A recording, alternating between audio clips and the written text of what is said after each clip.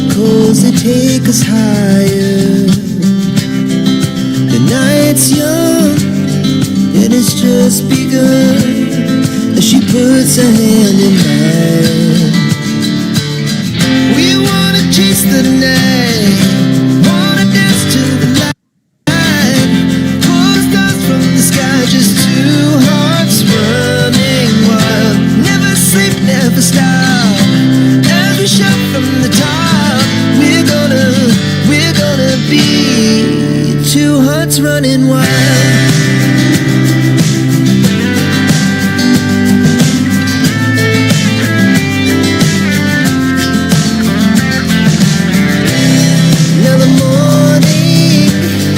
As the afternoon, we lay awake in bed. It laughs so loud as the hours pass. We're gonna do it all again. We wanna chase the night, wanna dance to the light. Pull stars from the sky, just two hearts running wild. Never sleep, never stop. Shout from the top, we're gonna be. Let two hearts run.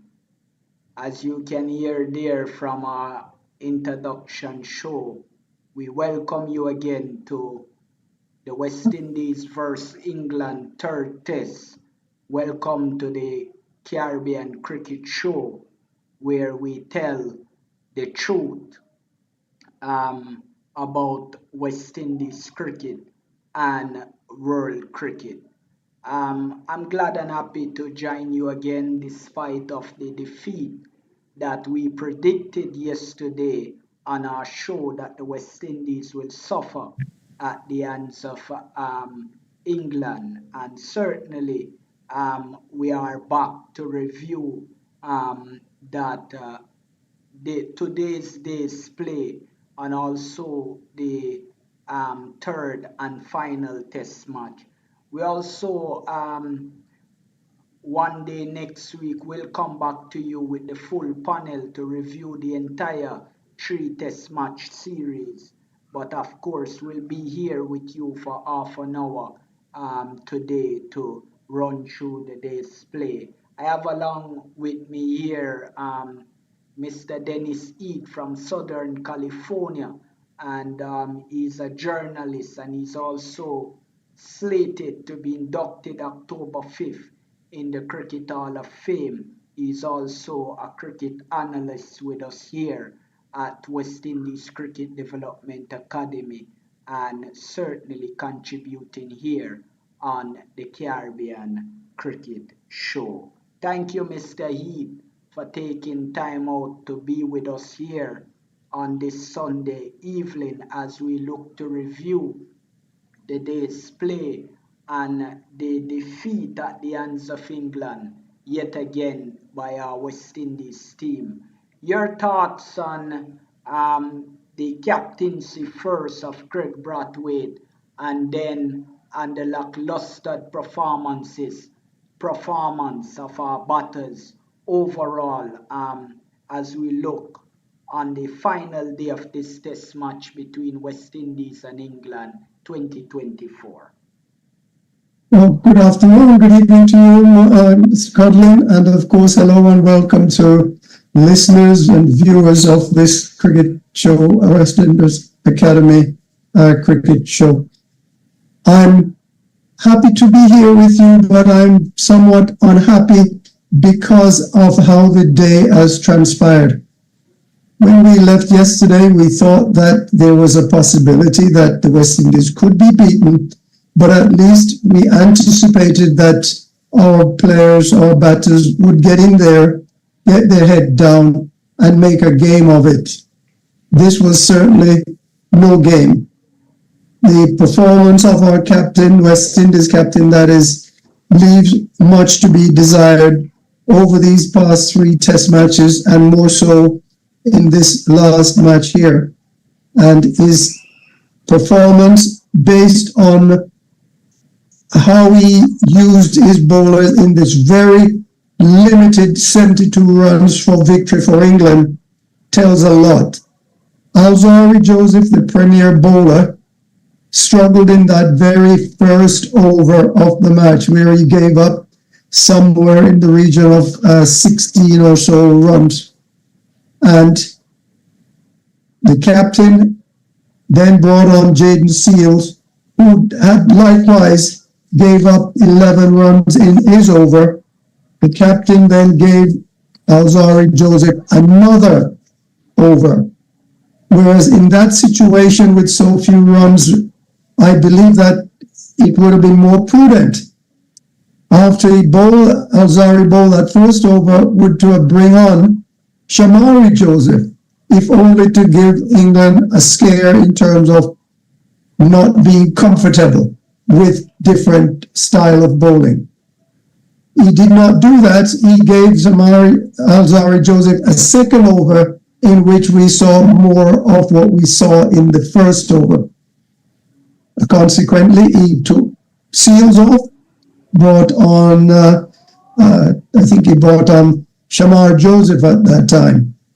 So England, with the captain of England in full flow, fast, probably the fastest 50 runs. He scored 50 in about 20 balls, I think it was, that's how quickly he did it. 57 scored in 28 balls. And the entire innings of England, the second to win this match, lasted all of 4 overs. That is definitely IPL style T20 cricket. And I did not, and should not expect to have our opening bowler give up so many runs in a test match cricket. I've said before that I thought his bowling has reached the level where he does not distinguish between IPL cricket and test match cricket. And this is a clear indication to me that I am right. Too many short pitches, too many bounces, too many off volleys, which gave Ben Stokes the opportunity to launch. And that is not right. I think what he should have been doing, and look at how the English bowlers, Woods, Atkinson, Stokes, Wokes, all 4 of those bowlers, when they came in to bowl, they had a plan in mind of how to attack the batters. And mostly when they attacked the batters, they were bowling deliveries which was either going away from the bat, going into the bat, but they were definitely challenging West Indian batters. West Indian bowlers tend to go straight down the middle with that short pitch delivery, which can be easily hoiked for 6 as IPL style. It is not good enough. And that is an indication to me of the lack of performance of the captain in the way he's handled things. He came out to bat, the captain came out to bat, and he was comprehensively cleaned up because he failed to cover the bowler who is swinging the ball in and away. And that is not a leadership, in my opinion. So he does not lead, and he does not innovate, and he does not try something new outside of the so-called box where they could pay dividends. I am very, very disappointed. Our batters had plenty of opportunity. They had virtually 3 days to bat and save this test match, at least get a point or 2 out of it. Instead, they came out and none of them really showed. We had Hodge, he tried, but Hodge alone is one player, and we should have expected more from Holder. We should have expected more from wicketkeeper De Silva and those coming after him. They were much, much disappointing to me. Even Alzari Joseph, I know he was comprehensively bowled by a very deceptive Yorker, but that in itself should have told Alzari Joseph, hey, I'm a bowler. I've just seen what this man did to me. I should be able to develop that ball and use it more effectively with my speed. But it appears that West Indian batters, West Indian bowlers do not learn anything from matches that have gone. It seems as if they play the match and it goes, all the experience they've been through just goes right through their head when the match is over, and they come back to the next match and there's nothing new to show for it. So I must tell you, I'm terribly disappointed that I, because of my time zone, wake up early enough, lose 4 or 5 hours sleep to cheer on the cricket and to especially see how the West Indies is doing, and yet my sleep was wasted because I could not have, I could have waited for the replay to show me what I saw today. Back to you, Mr. Codley. Clearly. Thank you for your thoughts, Mr. E. They are well-founded and sounded. We have the Hall of Fame secretary and also consultant with our academy, Mr. Dale Brown, joining us as well. Mr. Brown, looking over this final day in this third and crucial test match, Mr. E just gave his honest thoughts and an opinion that we share here at the Development Academy. And but your thoughts really on this lackluster performance by our West Indies team?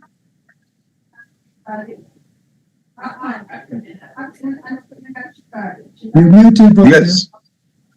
Yes, thank you, Brother Codlin, and greetings to everyone wherever you are in the world, and to fellow panelists, greetings to you.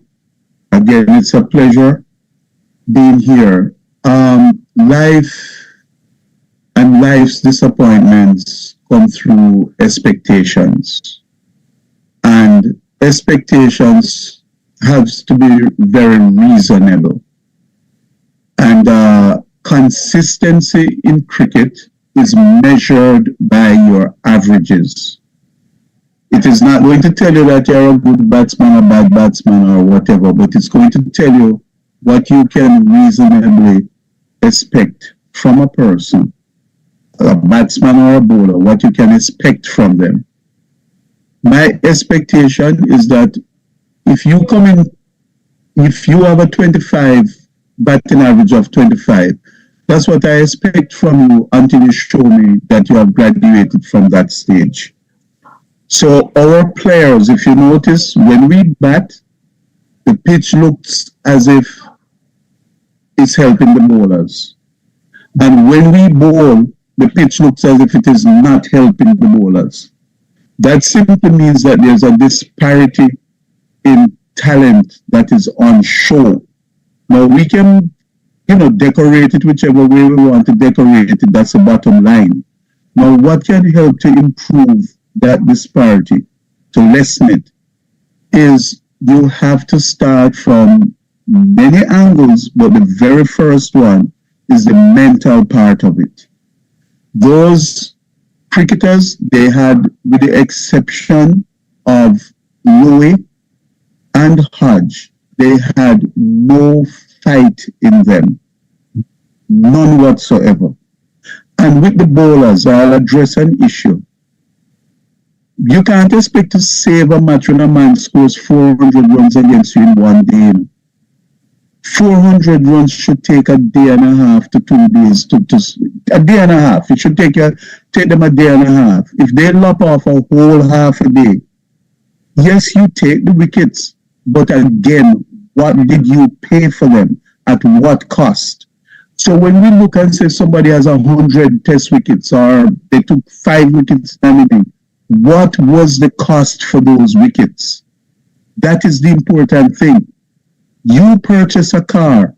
Okay, you purchase a car. The point is, what did you pay for it? What did you pay for your home? Did you overpay for it? we are overpaying for the wickets that we purchase. And when we bat, that same team that we overpay kids, they then turn around and don't circulate the dollar that we spend with them by bringing back and taking our wickets cheaply. So fair exchange, they say is no robbery, but this is a robbery because it is not a fair exchange. We are selling our milk for $100 a pint, and when they sell us back anything from the milk, they sell it us back to us for $1,000. It does not work. These youngsters are exactly that, our best players in terms of hand-eye coordination, and the ones that were supposed now people sit down and say, listen, be mindful, be aware of your situation. How are you going to be aware of the situation? We are going to train you to educate your mind and educate you in terms of thinking, so you can think outside the box, inside the box, wherever it is, you can think. And you can say, here's a man reverse swinging the ball into you. Keep your bat low so that he cannot breach your defenses easily. You cannot hold up your bat up in the air as if you're playing baseball. Make adjustments and keep it lower so you can reach those balls easier. And this baseball stance where the bat is cocked up high up in the air, you know how long it takes for that bat to come down? Especially when the man bowling those Yorkers to you. Yes. And it hurts me every time I see them come up with these so-called innovations and they don't know where it is coming from. You don't have time to respond. I heard Mr. Heath speaking about the bowlers. You look at the English bowlers, when the ball pitches, you see it deviate. You can see it. You don't have to guess. You see it. You see the ball moving through the air. Our bowlers, the ball is coming straight as an arrow 90% of the time. The only person with a variation where you can see them doing something is Mooti. He's the only one you see with some kind of, and you say, whoa, he outfoxed this man. And occasionally, Jaden Seals produces a good delivery. But somewhere along the line, it has to be taught in administration. If they don't get their heads straight, the cricketers are not going to get it straight. Mindfulness is the way to go, not just for cricket, but for life. Whether at the end of their cricket career they become an accountant or whatsoever, or during the cricket career they're going to. So, brother Mr. Codlin, I would like to see more thinking cricketers out there. And if I know that before I see thinking cricketers,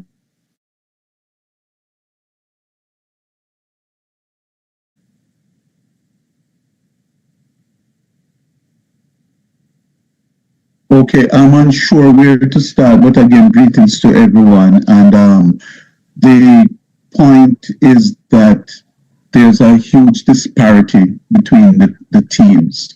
And that is evident when you see the West Indies batting. You are looking at batsmen playing on a pitch that seems to help the bowlers. And then when England are batting, you look like they are playing on a pitch that there's no help for the bowlers. When you look at how much we are paying for each wicket and how quickly England is scoring against us, it lengthens the game. And by lengthening the game, I mean, instead of them taking a day and a half to score 400 runs, they barely take 1 day to score it. So that leaves us with a 4-day match with just 3 more innings to play. And that is why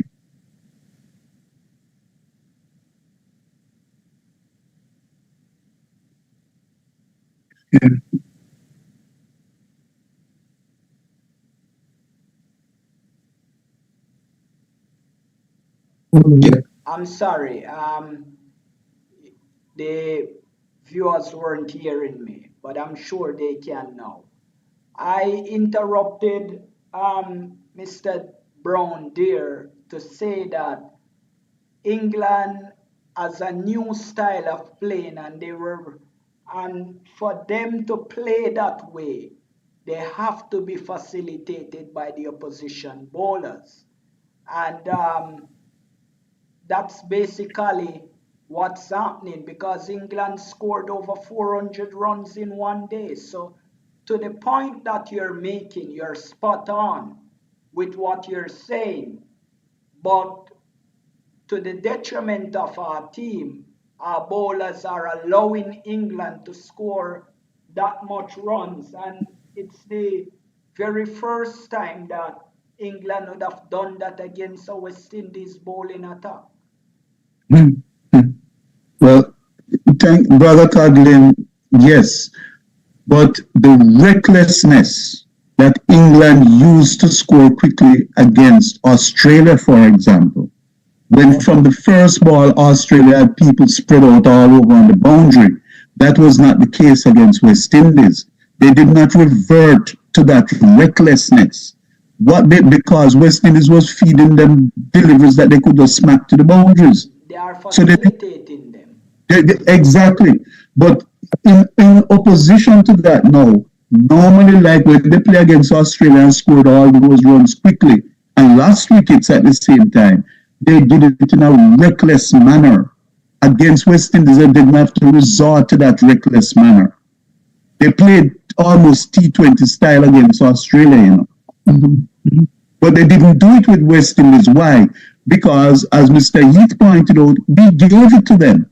They didn't have to do anything. We gifted it to them and say, here, take it, by bowling these short pitch deliveries over and over again. And the field, not even bowling to a set field.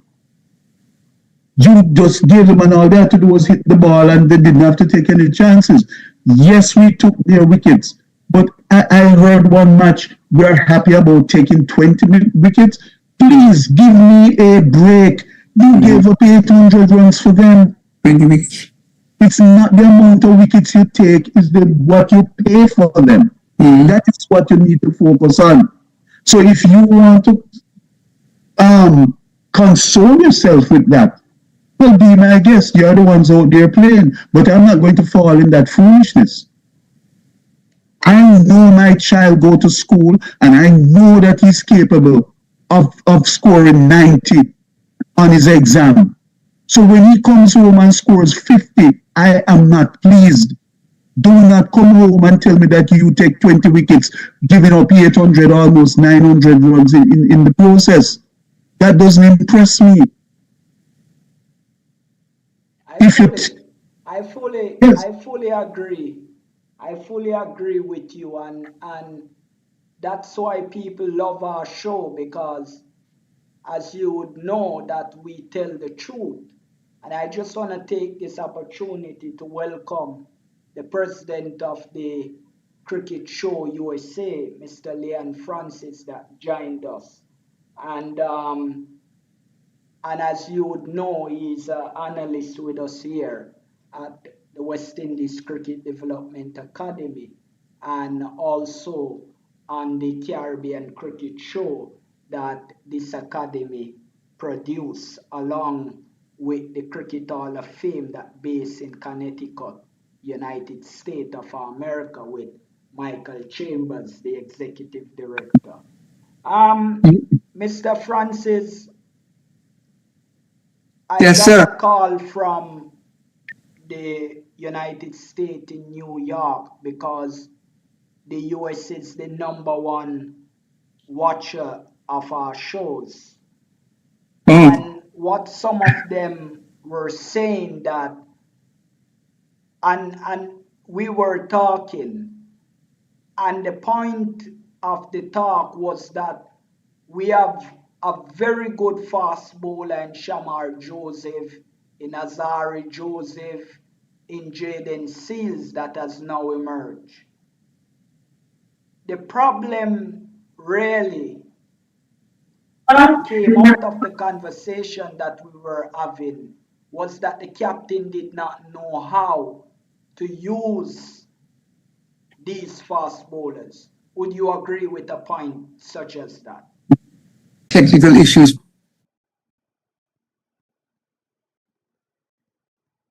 But a bulk of the blame.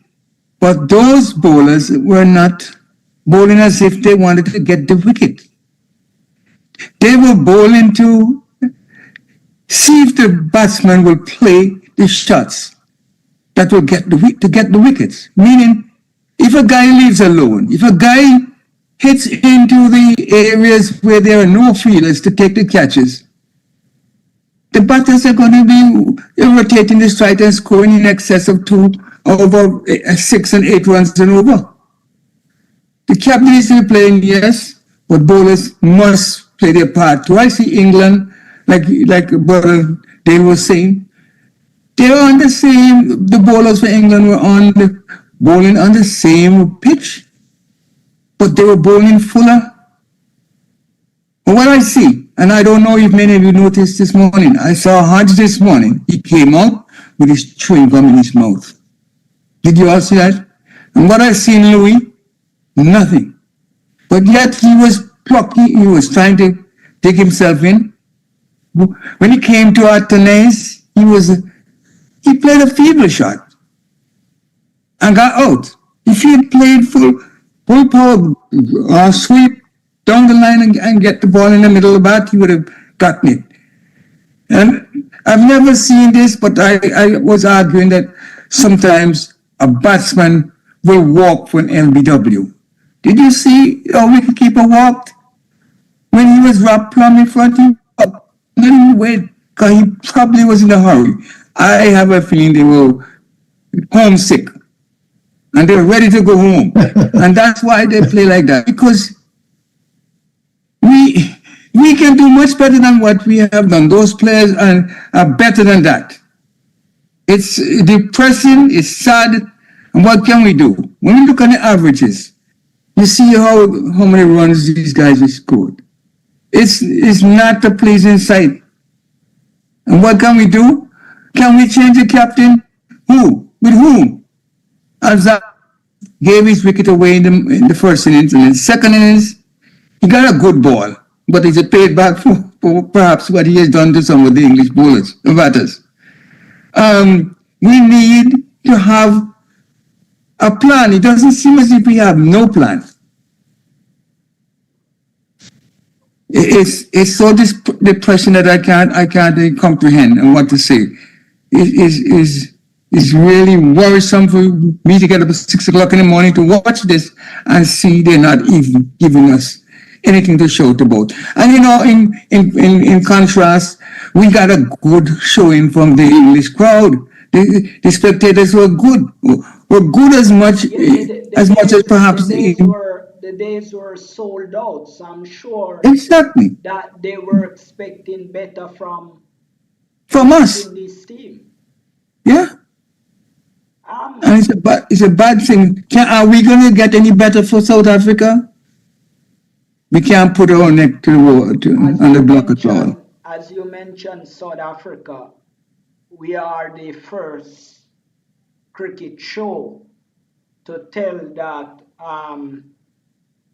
there might be a potential debut for Casey Carty. He has been named already. In the squad.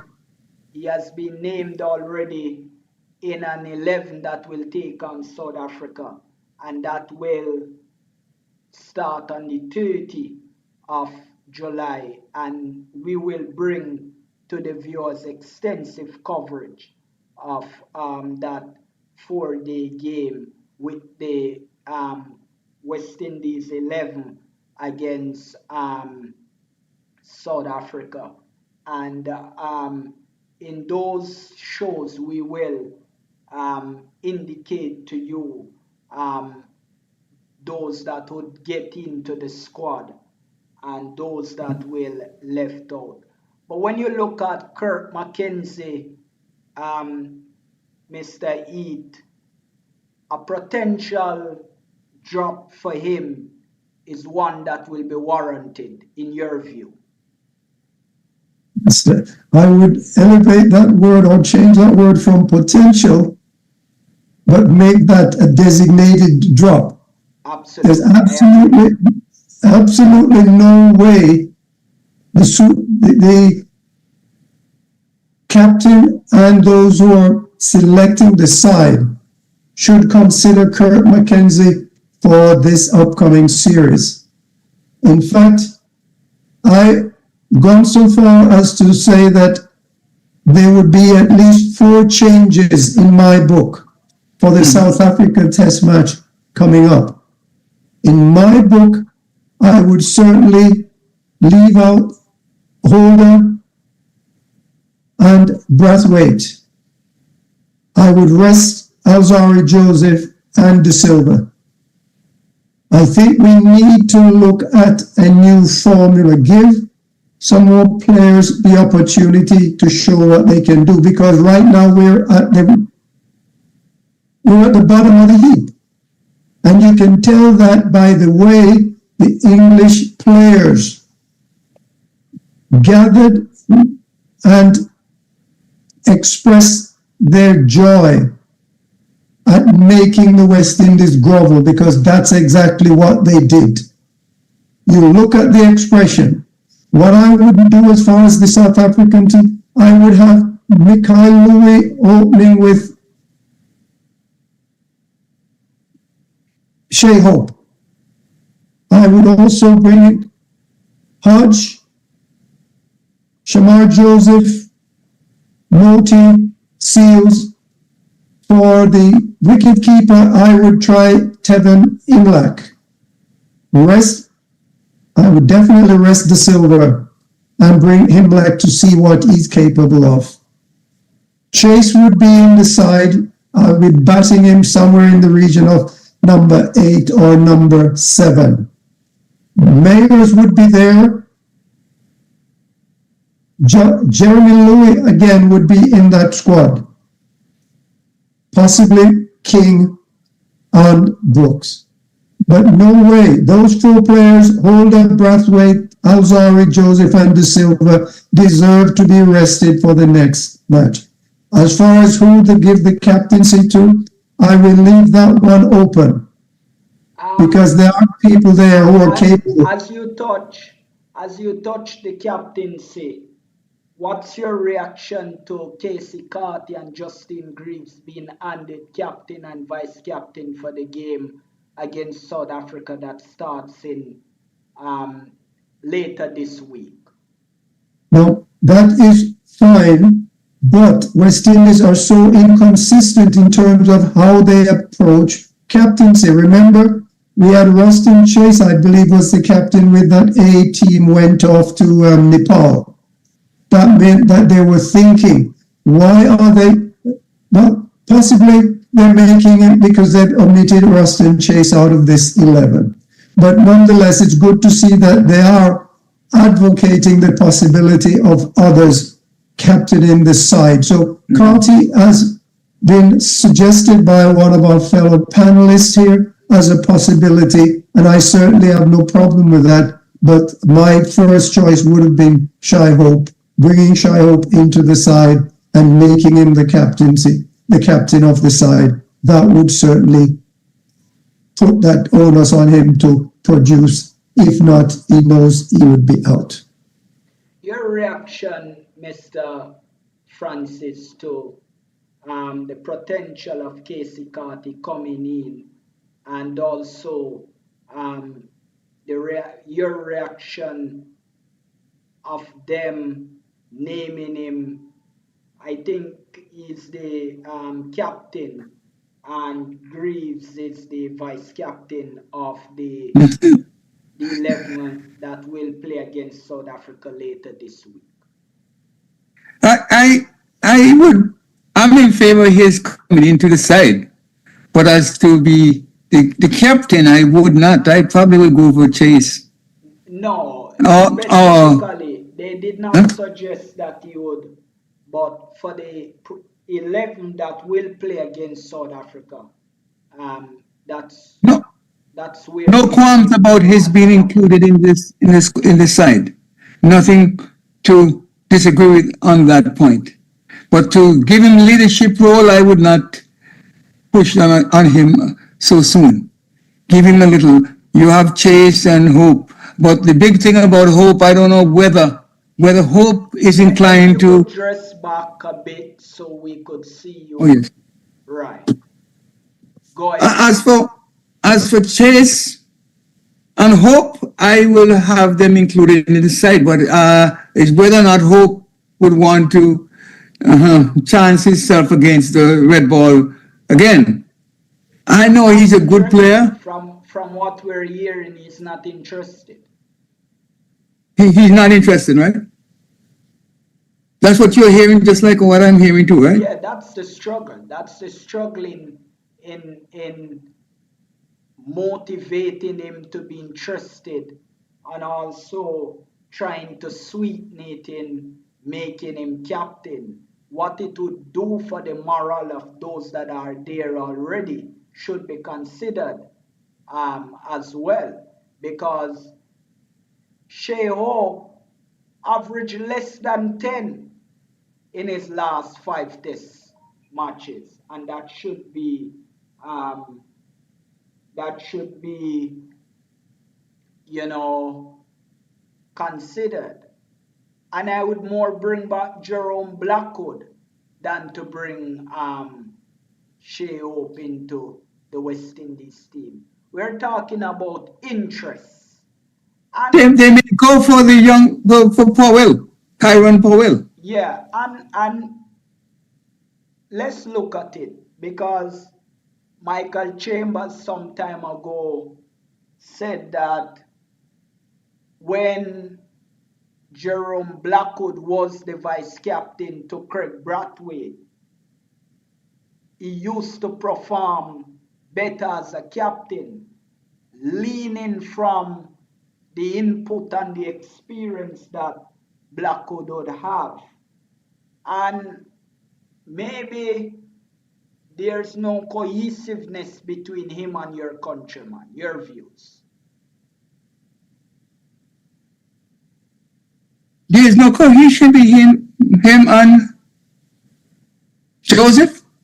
That, Joseph and yeah, that's an opinion, and I wonder if you would agree with that opinion. it looks like there is no. But why is it that he's giving him the ball and keeping him on to both that long? And he's not producing. His average out of this tournament came to be 45.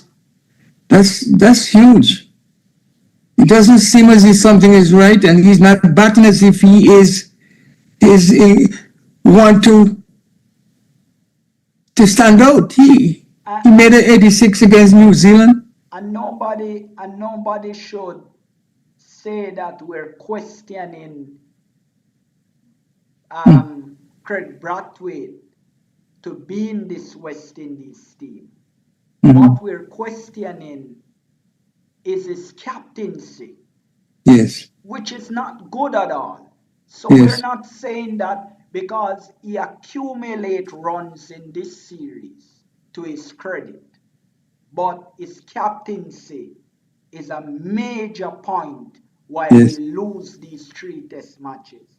And if you would look back for the last 5 years, it is the very first time England would have defeated the West Indies 3-0 in our test series. Shame on Craig Brathwaite.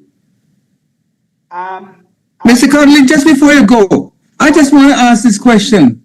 Where is the bowling coach in all this? Have we heard from him? Absolutely, and that's the point that I was going to go to, and I'll come back to you shortly. When we look on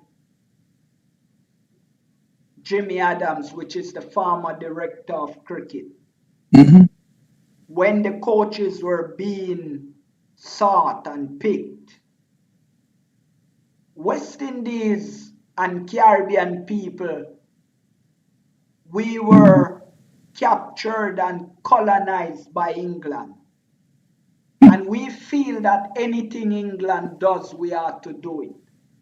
England had split coaches, and Jimmy Adams, along with the now president of Cricket West Indies and their cronies, thought they could follow what England does. And they split the coaches. Andre Coley is a great friend of the former director of cricket. What he does, the president of Cricket West Indies that we will have on in 2 weeks' time, said his boy is the former West Indies captain Darren Sammy. Jimmy Adams picked Andre Coley as the West Indies red ball coach. So he's the boss. He picked the man. Who now works for Andre Coley?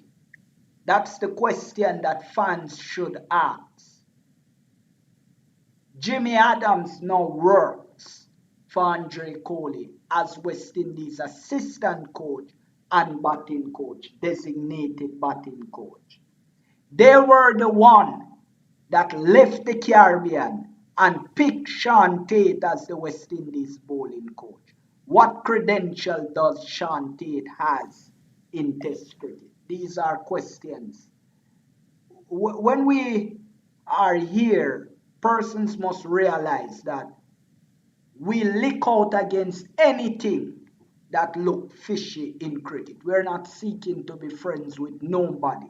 Neither we're seeking war, but we're splitting justice. How can a man appoint a man as coach? He was his boss a few months ago. Now the same man that you employ rose above you and now employ you when you're out of a job. You know what we believe here at West Indies Cricket Development Academy? And if you can send us a lawsuit, by all means, go ahead. We wish you all the best. But we believe that Andre Coley was placed in the job to secure Jimmy Adams in West Indies cricket. Because Jimmy Adams lost the director role and he felt his best chances to remain was to make Andre Coley the head coach in return for him to be the batting and assistant coach of our West Indies team. These are dangerous roads that West Indies is traveling. And the result of that is what caused our team to lose embarrassingly 3-0 at the hands of England.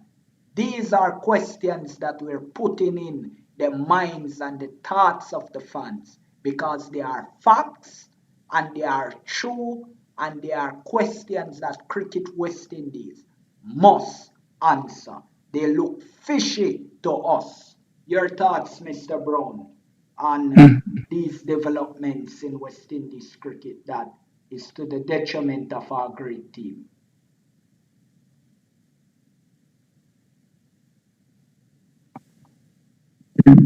Okay, thanks again, Mr. Codlin.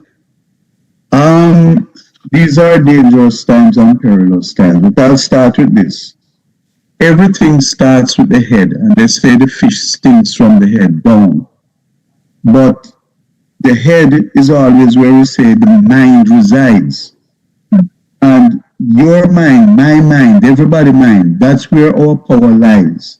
And when these people do things, thinking that no one is observing or being aware of what they're doing or cannot connect the dots, they continue to do it over and over again in different ways.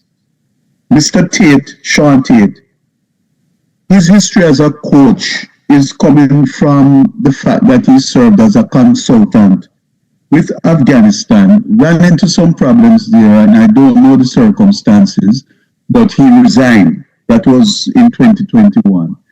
Then he got a 1-year contract in Pakistan. And you know, Pakistan is a volatile situation there.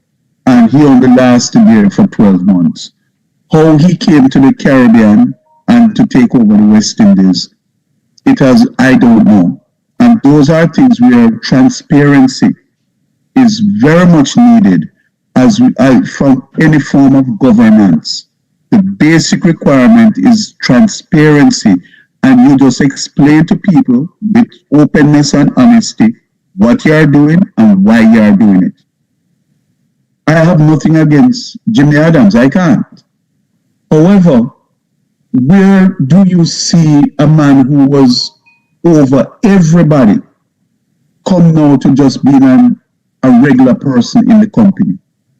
Yep. When you are fired or lose your job as a CEO in a company, you cannot go and work in the mailroom after that. You cannot go and work in the mailroom after that. You can't go or should not be allowed to go and work for people who you yourself hired at some point. And I think it's not accusing anybody of anything, because far be it from me to do it, but it does not look good. You are out as the head, the director. You have to move out completely. You can't now come into a lesser role working for people that you hired into that position, because that leads me to wonder, are you really the person pulling the strings, or is the other man pulling the strings? And it is more likely that you are the one who may be influencing that individual. We don't know, but transparency now, and the fact that you should not be able to leave such an esteemed post and go to a lower pay grade and function the way you'd want to function, because you're way past that. Mm-hmm. And that is what I believe that we are trying to say where that is concerned. I'm not going to go over the line or anything and say whatever, but it doesn't look good, and it reeks of some form of insularity, which is the worst. At least you see it. But when there's a different kind of insularity which is hidden within the crevices and the corners, then it becomes a problem because people don't see it and they don't realize it. Absolutely. Absolutely. Mr. Heath, you want to take a shot at what's happening with our team? I think you were one of the first ones that pointed out the almost 11 backroom staff. We shouldn't have suffered 3-0 defeat with so many coaches in the team. Agreed. To go back to our earlier conversation where you mentioned Blackwood as a possible inclusion, with all due respect, Blackwood had 5 matches in the 4-day championship. He scored a total of 88 runs for an average of 10. I'm not sure that that's any that is more superior to Shy Hope's possibility as captain. So I rest my case for Shy Hope over Blackwood. Now, when it comes back to the question of the West Indies of bowling coach, my question is, over the years, West Indies has produced and had legends who have demonstrated unfailingly their ability and their skills and dominated test match bowling for years. Why do we not have one of our legend coaching and mentoring West Indies players in the test match arena? That is a concern to me, why I don't see West Indies legends as batting coach or as mentors. it is a question why we don't have West Indian legends showing, sharing, teaching, and keeping tabs on our youngsters going into the test match. Is there something that is, well, I mean, we see Darren Sammy has got the position as a coach in the white ball section, but yet all those other legends who we know of, who played they played one-day matches and they played test matches, and they've demonstrated their ability to move from one format to the other when they were doing just the two-match format. West Indies currently have almost, I would say, 50 or 60 players on the books, because they have at least 15 in the test match squad, they've got at least 15 in the ODI squad, and they probably have at least 15 in the T20 squad.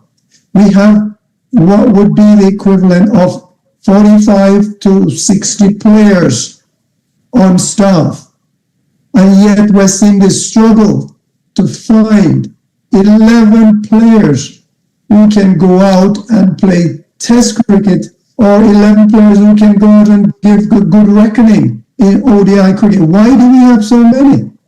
There is a fundamental question. Why we can have that many to choose from and we still get it wrong?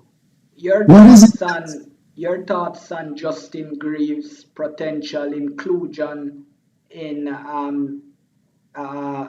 the test team to play South Africa, and his elevation as vice captain in the game that will start later this week? I believe Justin Greaves did go to Australia. If I'm not he did get runs in our 4-day championship. So I have no problem with Greaves in that championship 11 that will play in South Africa.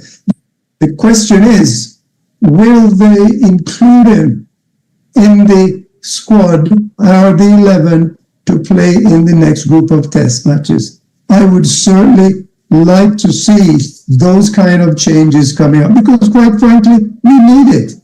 And I'd go so far as to say, Mr. Codling, that, and I don't think my view here is unique, but I think maybe the time is for West Indies and ICC to propose that all ICC member clubs, national teams, be awarded test match status, and you arrange, as in soccer, divisional matches with promotion and relegation.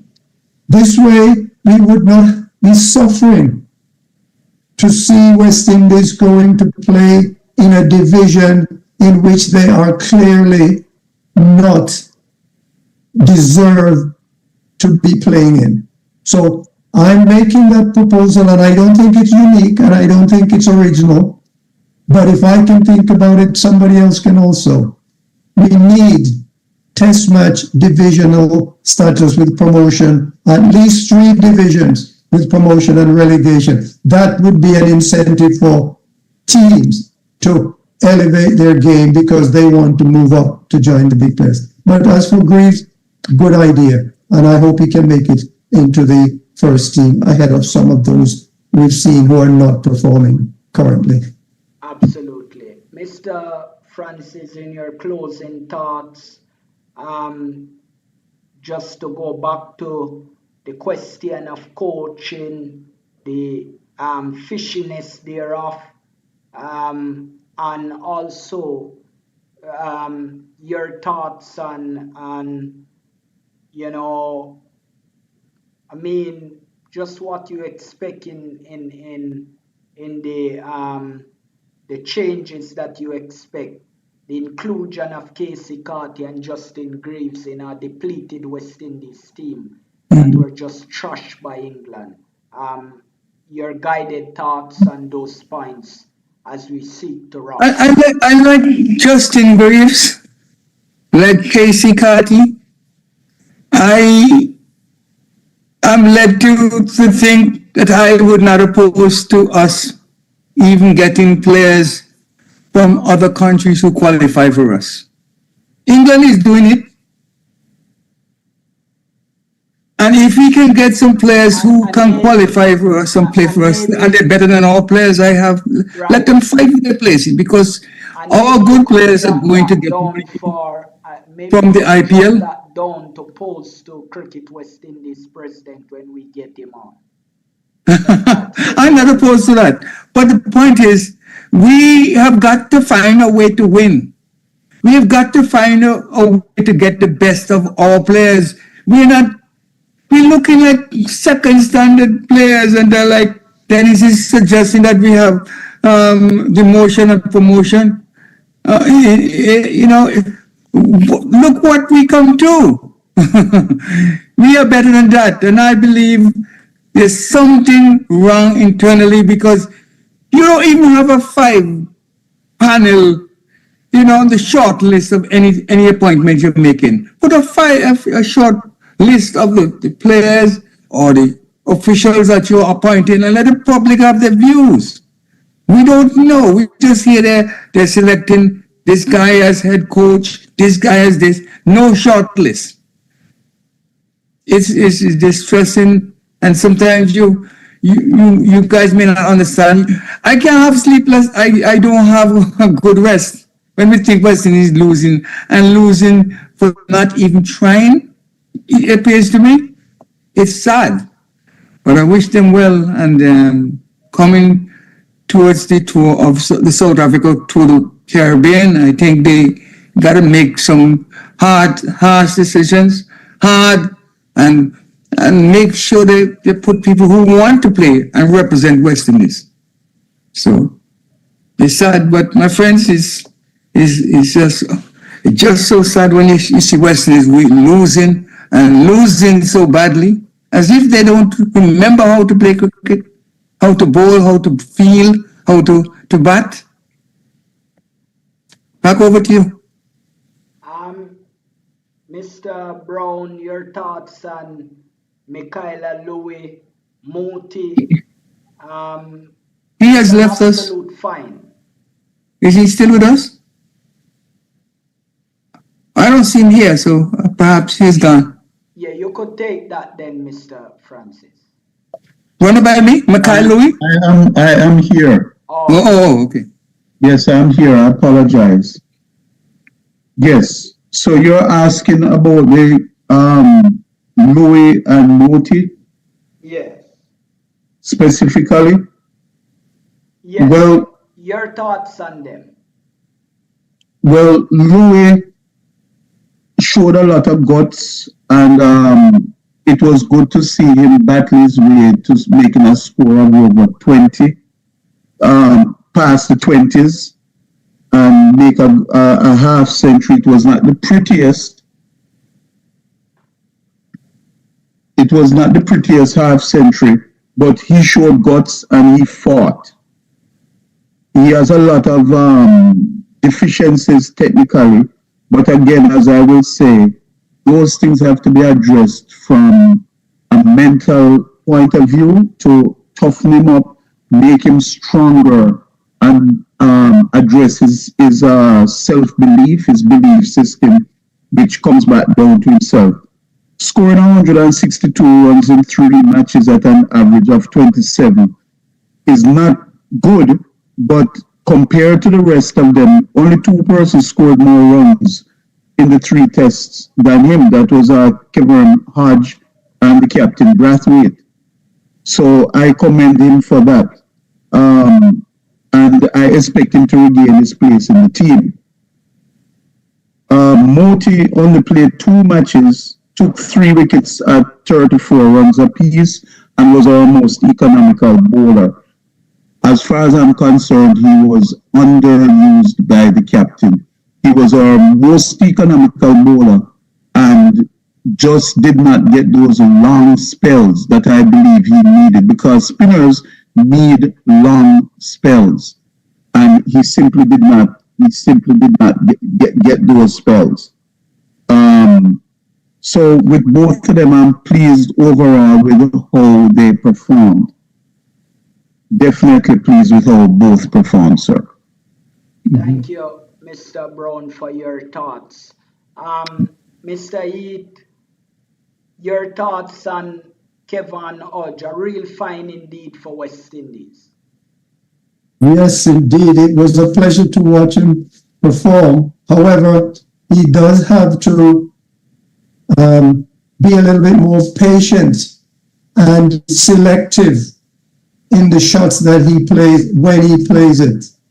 It is time for the batters at this level to remember that when you're playing a forward defensive shot, unless you're deliberately going to try and angle that ball through the slip gully area, your bat facing should not be towards the slip.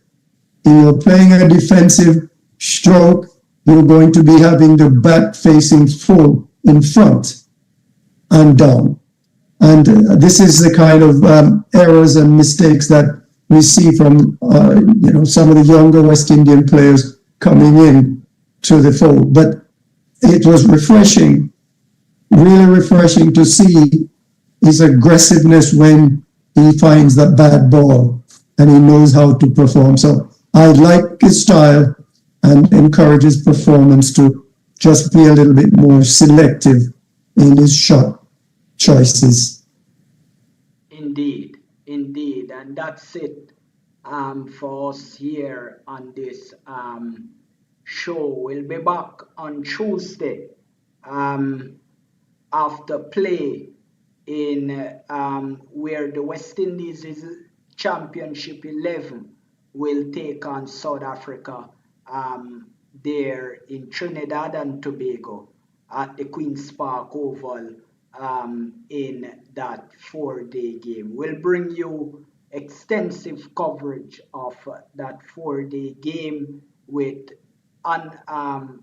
match analysts with analytical views after play each day as that 4-day game goes on, and then we'll bring you coverage of the test match between West Indies and South Africa, where we'll have Cricket West Indies President Dr. Kishore Shallow, and also we'll have former West Indies President Dave Cameron jumping in one of those days to give their thoughts on the direction of West Indies cricket. So until Tuesday, that's it from us here. Thank you for watching. Thank Mr. Dennis E. for coming on. Also the president of Cricket Show USA, Mr. Leon Francis, and also the Hall of Fame honorary secretary, Mr. Dale Brown, for being with us this evening as we look back on England dominating West Indies in these 3 test matches. Until Tuesday, thanks for watching, and we leave you now telling you that there is hope for West Indies cricket if they will take mind power training. Our hearts beat. Good night, The folks. city Have a blessed streets. evening. We began to feel the fire. Yes, thank you, sir. Well, while you guys were defending, I had about